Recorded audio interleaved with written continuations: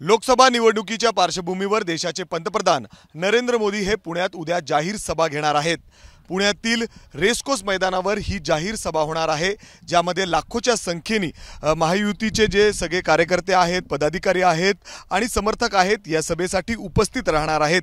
आणि आता जर आपण बघितलं तर इथं जय्यत तयारी सुरू आहे। समोर जो आपण मंडप बघतोय त्या ठिकाणी देशाचे पंतप्रधान असतील, मुख्यमंत्री आणि दोन्ही उपमुख्यमंत्री आणि त्याचबरोबर पुणे जिल्ह्यात जे 4 उमेदवार आहेत, अर्थातच बारामती लोकसभा मतदारसंघ, पुणे लोकसभा मतदारसंघ, शिरूर लोकसभा मतदारसंघ आणि मावळ मतदारसंघ, जे 4ही मतदारसंघ पुणे जिल्ह्यात येतात, या 4ही लोकसभा मतदारसंघातील 4ही उमेदवार या मंचावर पंतप्रधान नरेंद्र मोदी यांच्या उपस्थितीत या ठिकाणी असतील। आणि त्याचबरोबर जर आपण इथं बघितलं तर 1 लाखापेक्षा जास्त या ठिकाणी आसन व्यवस्था करण्यात आलेली आहे, ज्या ठिकाणी वेगवेगळे पदाधिकारी असतील, कार्यकर्ते असतील किंवा समर्थन जे या ठिकाणी ऐकण्यासाठी पंतप्रधान नरेंद्र मोदीला या ठिकाणी येणार आहेत त्यांच्यासाठी आसन व्यवस्था या ठिकाणी करण्यात आलेली आहे।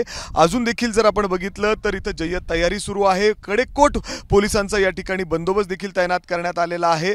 आता सुद्धा जर आपण बघितलं तर पलीकडच्या बाजूला बॉम्ब स्क्वॉड देखील आलेला आहे, BDDSची टीम या ठिकाणी आहे आणि सातत्याने या ठिकाणी चेक केले जात आहेत। आणि आता जरी आपण बघितलं तर आसन व्यवस्था वाढवली जाते हळूहळू, कारण या ठिकाणी खूप मोठ्या प्रमाणात गर्दी होणार आहे।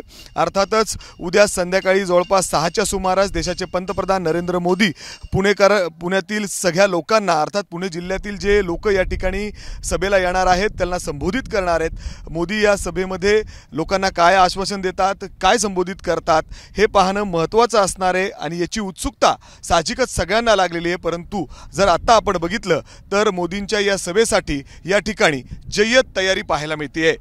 कॅमेरामॅन राजेश बिडकरसह मी मिकी घई, ABP माझा, पुणे। ABP माझा, उघडा डोळे बघा नीट।